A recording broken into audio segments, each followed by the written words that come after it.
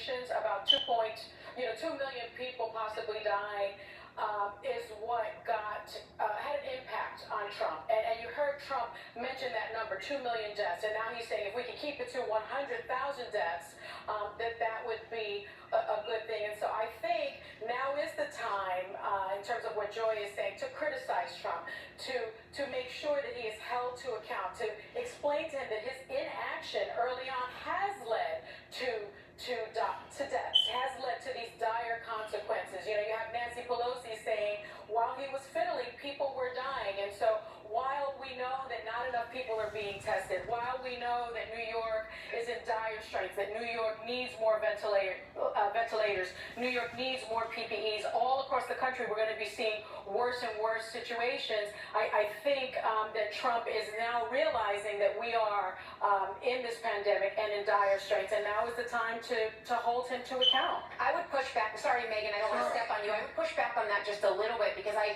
think consistently we've said we've got to beat this first. And I feel like we maybe haven't seen the worst yet from what the doctors are saying, that hopefully we'll flatten this curve, but we haven't seen that yet.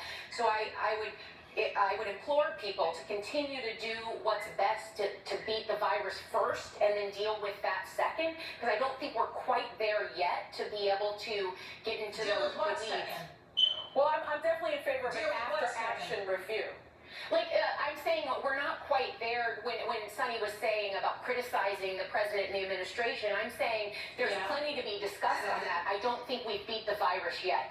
So I think that's something that I'm going to hold off on until we haven't beat the virus yet. There are trucks with body bags being put into ventilated Mack trucks in Brooklyn right now. Central Park is filled with medic tents, and we have the USS Comfort pulling into New York's harbor today. So no kidding, we haven't beat the virus yet. And my concern is that there are so many people across the country that aren't taking this as seriously as they should. And today, Dr. Fauci said, and Andrew Cuomo said, that New York is the canary in the coal mine, and just because it hasn't impacted everybody else yet doesn't mean it's not going to impact them in a few weeks. And my concern is you're still seeing people going out. You're still seeing people not social distancing in many different cities, and I don't understand what it's going to take for the American public to wake up to the fact that people are dying at an absolutely exorbitant rate. It's soon to be more. The only time in American history we're going to have less people dying is in World War I, World War II, and the Civil War. That's it. So I don't understand how what might help. What?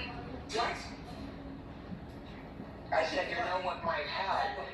Well, this is what might help is if the man in the White House said, listen, we have to do better because I didn't take it seriously and now we're in deep doo-doo.